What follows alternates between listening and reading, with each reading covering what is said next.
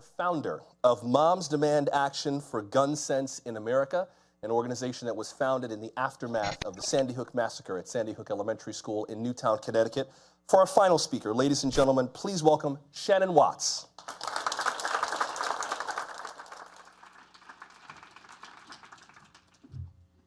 Thank you for having me here today. I really appreciate it. I'm here because of social media. I was a stay-at-home mom of 5 kids in a suburb of Indiana when Sandy Hook happened. And that day, I decided I would get on Facebook and have a conversation about the impact of gun violence on children in particular in this country with other women, with other mothers. Now, keep in mind, I only had 75 Facebook friends at the time. I was not a social media phenom. I did not even have a Twitter handle. But because of the power of social media, within hours, I was connected to other like-minded, mostly women across the country who decided, like me, that it was time to get off the sidelines. And here we are 6 years later. It'll be 6 years next week that Sandy Hook happened. We now have 5 million followers, a chapter in every single state of the country. We have hundreds of thousands of active volunteers like me. We've stopped thousands of bad NRA-supported bills, and we've supported and passed hundreds of bills that are strong, good gun laws. For example, we've passed laws in 28 states to disarm domestic abusers. That all started on Facebook. And so when I think about social media and activism, I think a lot about our volunteers in small southern and Midwestern towns where talking about gun violence prevention isn't super acceptable. And these are women who may not have Twitter accounts. They maybe only are on Facebook to share pictures of their kids or have conversations with friends and family. And suddenly something horrific happens in their community, a gun suicide or a gun homicide, or they read about something on the news and they decide they want to get off the sidelines. And they feel compelled to prevent yet another community from experiencing this devastation. And that can be really intimidating, especially if you need to step up and use your real name and talk about this issue on the news. But the other great thing about social media, in addition to getting people off the sidelines, is to connect them with one another. So if you are a new volunteer in rural Alabama, you can immediately connect, for example, on Facebook with a volunteer in Lubbock, Texas, and learn about how she is successfully tackling gun violence in a red state where she lives. So social media, for all its faults, is also a great connector, and it's how we've built our community across the country and let others know they're not alone in their fight. We keep each other updated about what's going on Facebook, update them about advocacy days that are going to happen at state houses. We use hashtags on Twitter to put pressure on companies and lawmakers and influencers to change their gun policies. We have connected more than 24,000 supporters about events that mark National Gun Violence Awareness Day every year in June. And we also use a texting tool called Hustle. You know, I was in Las Vegas right before the election doing election work, and I was walking along with all these type A women as we were knocking doors, and they were using their phones to hustle thousands of people to educate them about different candidates and gun bill initiatives while we were knocking doors. So it's an amazing tool to be able to multitask. But there's also this darker side of social media, and really we can't talk about the future of online activism without talking about that darker side.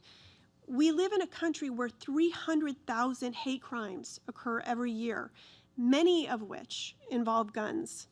In fact, the FBI recently announced that in 2017, there were more than 7,000 hate crimes reported nationwide, a 17% increase since 2016.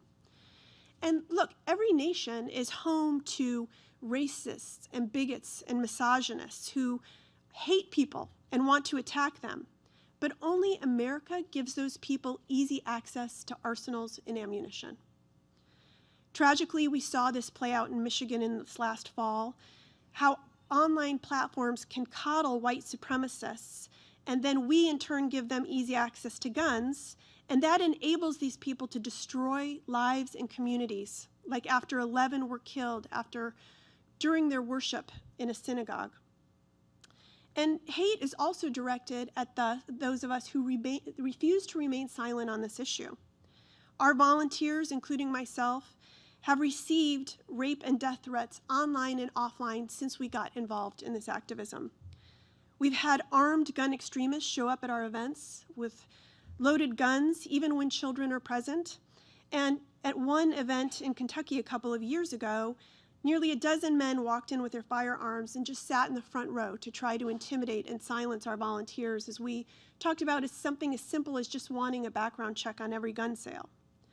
And even the NRA has gotten in on this misogyny, going as far as publishing articles that question whether I can call myself a mom because I once had a career. So trolling isn't just a matter of sharing a difference of opinion, it's a political tool that is used by racists and misogynists and bigots to wage wars against the most vulnerable Americans. It's used to shut us up and shut us down so that we become a silent majority. But we will not shut up, and we will not allow a disgruntled few to disrupt the work being done by gun safety advocates, feminists, disability rights activists, and so many others working so hard in this country. What does it say about us as a society that women and people of color cannot stand up for themselves without being hit by a barrage of threatening online threats? So that is why we are working to center protecting online communities that are dedicated to saving and enriching lives. Harassment cannot and should not have a place in our online spaces. Our tireless Moms Demand Action volunteers continue to fight for gun safety despite these threats of violence and abuse. This isn't the world we want to live in. It's not the world we want our children to inherit. But ultimately, we know that if we lose our children, we have nothing left to lose. So that is why we stand up bravely, online and offline, to fight for this issue. I would urge all of you here today to join us, and you can do that by joining your local chapter of Moms Demand Action. It's not just moms, we call it mothers and others. And if you have your phones, you can text the word READY to 64433 to become a part of our organization. It's also another really handy social media tool.